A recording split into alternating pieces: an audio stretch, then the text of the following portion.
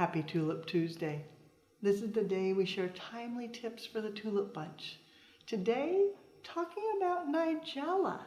You may know it as Love in the Mist. It's such an amazing bloom.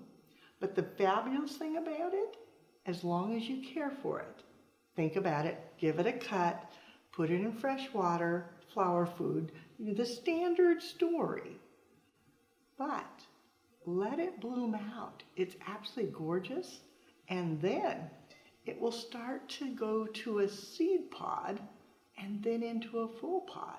So it's beautiful in bud stage, bloom stage, and seed stage. All of it, it just takes cut it, fresh water, flower food, and let it bloom. Now you know a little more about Nigella, or Love in the Mist.